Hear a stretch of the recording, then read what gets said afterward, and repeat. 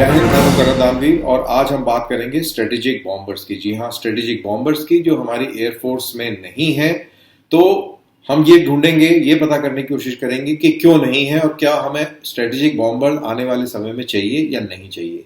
और हाँ, एक warning, don't get carried away by my kurta भगवा कलर। मैं ना बीजेपी का कैंपेन करने आया हूँ, ना मैं कोई हिंदुत्व की बात कर रहा हूँ। मैं नॉर्मल देश की रक्षा और देश की सुरक्षा से जुड़े सवाल के बारे में आपके सामने मुखातिब हूं।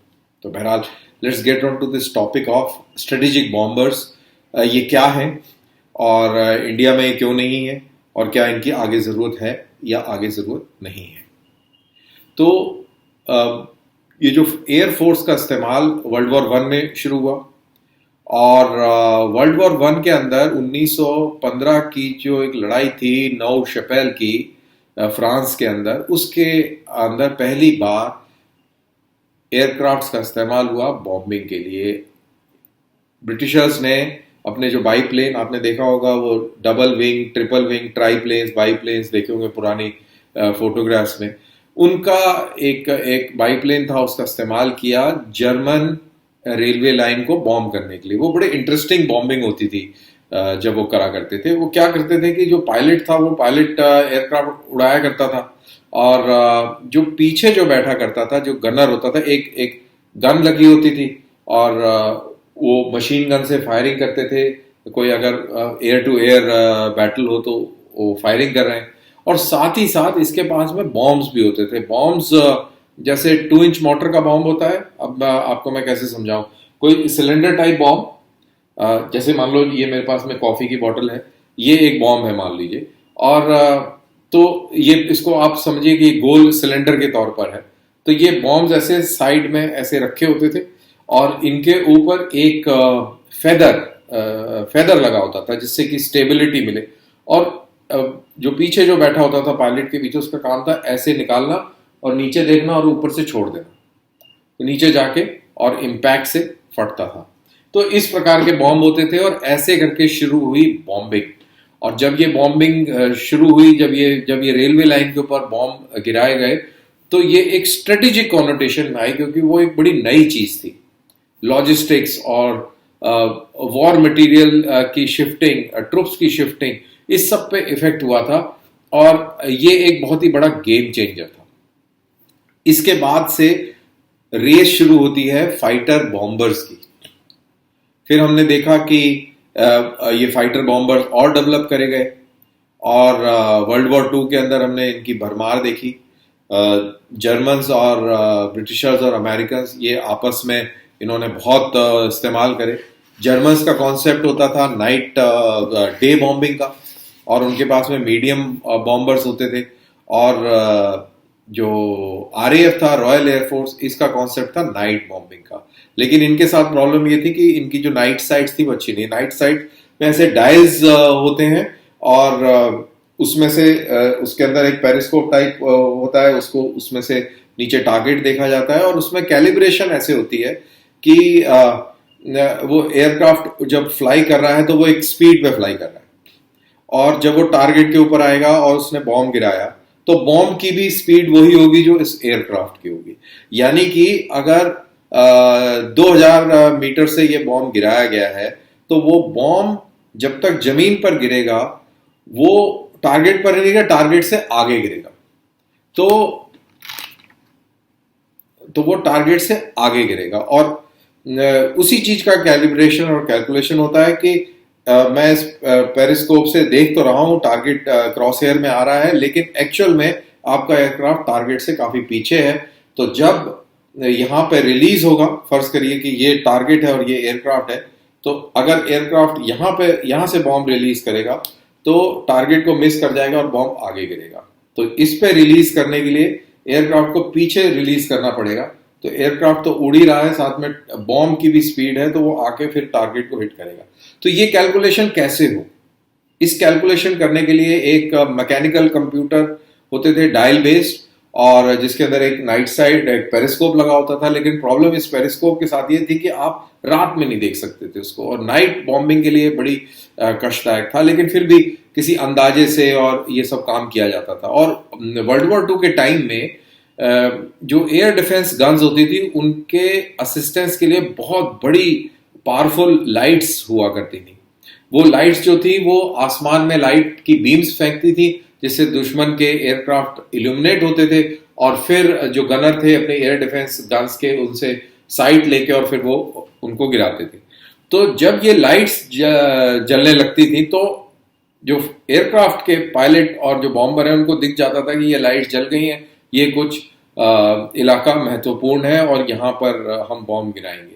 आपने कई बार सुना होगा कि जी ब्लैकआउट हुआ है, सिविल डिफेंस के तहत ब्लैकआउट किया जा रहा है। तो ये ब्लैकआउट की प्रक्रिया तब से शुरू हुई थी और आज भी जो बॉर्डरिंग टाउन्स हैं जब कोई भी इस तरीके का खतरा पैदा होता है तो ब्लैकआउट्स आपने सुने होंगे और होते हैं। पाकिस्तान में निरंतर होते रहते हैं। जब से बालाकोट की स्ट्राइक हुई है पाकिस्तान की साइक काफी डरी हुई है, तो वहां पर इस तरीके के काफी चीज होती है। एक बड़ी इंटरेस्टिंग बात 1930 के दशक में हुई थी, वर्ल्ड वॉर II से पहले।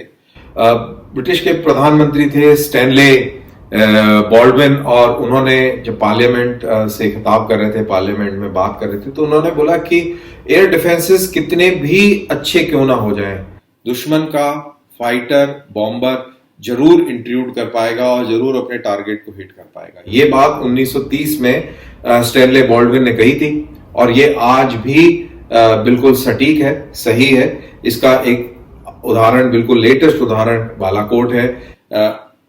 जदीद तरीन रेडार्स होने के बावजूद भी इंडियन एयरफोर्स के जहाज पाकिस्तानी एयर स्पेस को पेनिट्रेट कर पाए और पाकिस्तानी जो आतंकवादी केंद्र था उसके ऊपर बम भी गिरा पाए और सुरक्षित वापस भी आ पाए। और ऐसा नहीं है कि ये सिर्फ हम ही कर पाए, पाकिस्तान की एयरफोर्स भी कर पाई।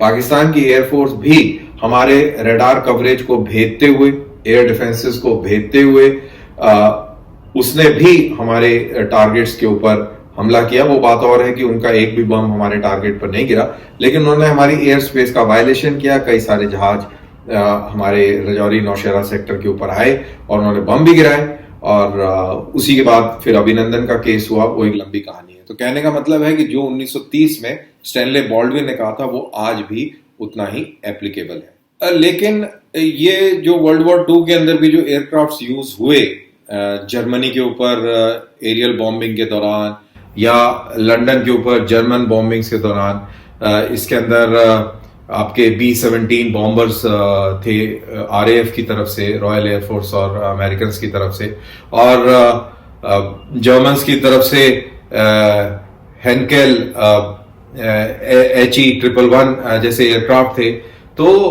ये सब मीडियम बॉम्बर्स की कैटेगरी में आते हैं। स्ट्रेटेजिक बॉम्बिंग अगर देखा जाए तो वो सिर्फ हिरोशिमा नागासाकी के ऊपर बम जब गिराए गए तब उस समय ही इस्तेमाल हुए, और that was the only time जब American B-29 fortress super fortress bomber जब उसने न्यूक्लियर बम गिराए, तो वही एक स्ट्रेटेजिक बॉम्बर सही मायने में कहलाया जाना चाहिए, कहलाया जाएगा। और वहीं से वर्ल्ड वॉर II के बाद स्ट्रेटेजिक बॉम्बर्स की रेस शुरू होती है।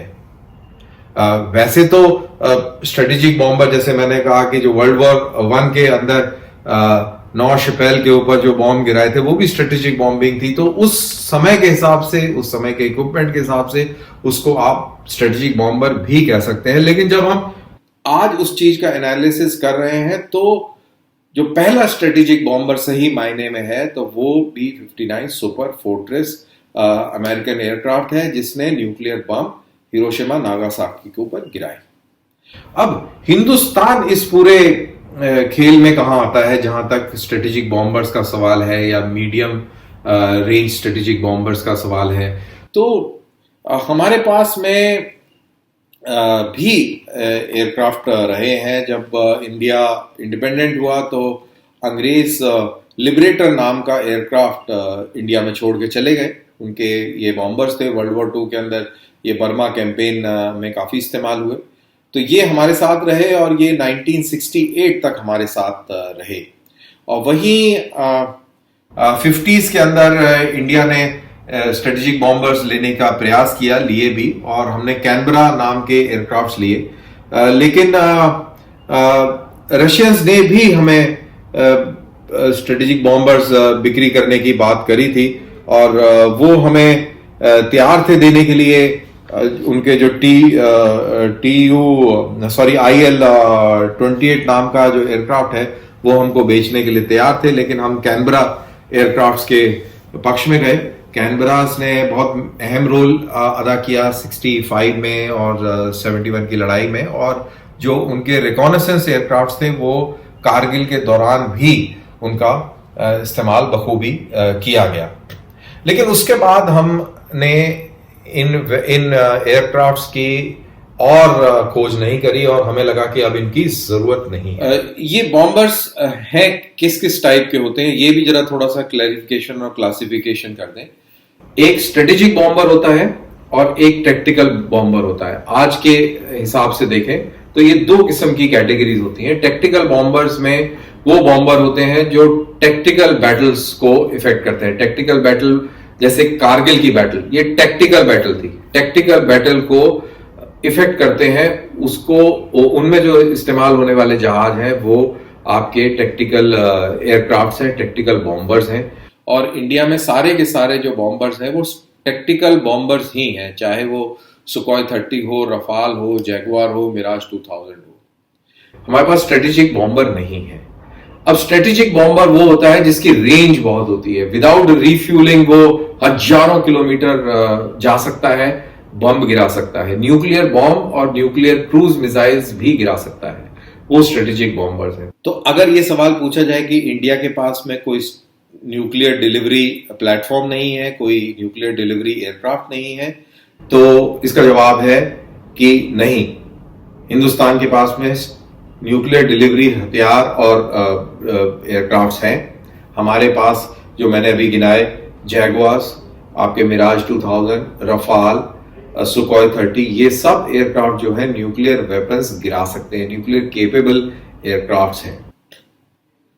तो अगर ये न्यूक्लियर केपेबल एयरक्राफ्ट्स हैं तो फिर हमें स्ट्रेटेजिक बॉम्बर्स की जरूरत क्यों है कि नहीं है? अभी तक की जो अंडरस्टैंडिंग थी, जो इंडिया की जो रिक्वायरमेंट्स थी, उसमें ये जरूरत नहीं थी, क्योंकि हम कॉन्टिनेंटल डिफेंसेस की तरफ ध्यान दे रहे थे। कॉन्टिनेंटल डिफेंसेस का मायने है कि हम अपने बॉर्डर्स के अंदर और डिफेंसिव मेंटालिटी से अपने डिफेंस को देखते थे, अपनी आर्म फोर्सेस को देखते थे, और हम आक्रमण का हमारा कोई किसी मुल्क के ऊपर आक्रमण करना या उस तरीके से हमारा कोई ना स्ट्रैटेजी थी ना विचार था, तो हमने कभी इस तरीके के बॉम्बर्स की तरफ ध्यान भी नहीं दिया। हमारी लॉन्ग रेंज मिसाइल्स भी हैं, वो सब डिफेंसिव पॉइंट ऑफ व्यू से है, ना कि ऑफेंसिव पॉइंट ऑफ व्यू। हमारी स्ट्रैटेजी नो फर्स्ट यूज वाली है, तो इसलिए हमने हमारी जो पॉलिसी के तहत हमने कोई स्ट्रेटेजिक बॉम्बर्स की तरफ ध्यान नहीं दिया। लेकिन अब स्थिति चेंज हो रही है, अब स्ट्रेटेजिक बॉम्बर्स की आवश्यकता महसूस होने लग गई है। लेकिन क्या ये कभी हमें महसूस नहीं हुई? तो ऐसा नहीं है कि हमें महसूस नहीं हुई। हमने ट्रांसपोर्ट एयरक्राफ्ट लाइक AN-12 और AN-32 जैसे एयरक्राफ्ट्स को भी बॉम्बर्स की तरह यूज किया हुआ है। जैसे ये AN-12 को हमने 71 की वॉर में यूज किया। पैकेट फेयरचाइल्ड एयरक्राफ्ट को भी हमने बॉम्बर्स की तरह यूज किया। तो बॉम्बर्स का यूज हमने किया, और वो उस समय किया जब दुश्मन की एयरफोर्स पूरी तरह खत्म हो गई थी और हम बड़े आसानी से अपनी मर्जी से कहीं भी जाके बॉम्ब गिरा सकते थे। उस समय यूज किया, यानी कि हमारे को जरूरत हमेशा महसूस होती रही है। वो बात और है कि हमारे पास नहीं था और हमने उस तरीके से उस चीज को डेवलप नहीं किया, लेकिन हमें कहीं ना कहीं उसकी कमी महसूस हुई। तभी हमने ट्रांसपोर्ट एयरक्राफ्ट को AN-12 पैकेट और AN-32 को बॉम्बर्स की तरह इस्तेमाल किया है। लेकिन अब कुछ ऐसी सिचुएशंस बन रही हैं कि अब वो डायमेंशंस चेंज हो रहे हैं, और ये डायमेंशंस जो जियोपॉलिटिकल डायमेंशन जिस तरीके से चेंज हो रहे हैं, इंडिया का रोल रीडिफाइन हो रहा है, तो अब हमें स्ट्रेटेजिक बॉम्बर्स की तरफ भी हमारा ध्यान जा रहा है। अब मेरे जैसा जो डिफेंस का ऑब्जर्वर है, उसको क्यों लगता है कि ऐसा हो रहा है?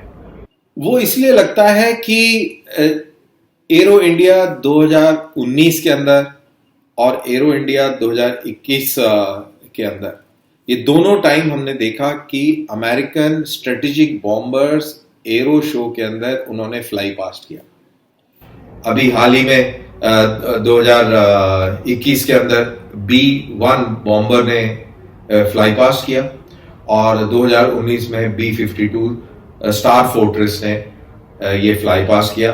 और वो वाला तो मैंने भी एरो इंडिया अटेंड किया था और बहुत ही अमेजिंग साइट थी, क्योंकि वो फोटोग्राफ्स में ही ये एयरक्राफ्ट देखा था और जब आपकी नजरों के सामने लो फ्लाई पास्ट करके जाए वो, तो एक बहुत ही एक्साइटमेंट टाइप हो जाता है। जैसे फॉर एग्जांपल जो मूवी बफ्स हैं, मूवी लवर्स हैं, जब वो किसी एक्टर या एक्ट्रेस को देख के उनमें एक किस्म की फ्रेंजी और पागलपन टाइप देखने को मिलता है, ऐसा हमारे जैसे जो डिफेंस एंथुजियास्ट हैं, जो आइकॉनिक जो इक्विपमेंट है उसको देखते हैं, तो हमारा वही हाल होता है जो एक नॉर्मल मूवी बफ का मूवी स्टार्स को देखकर होता है।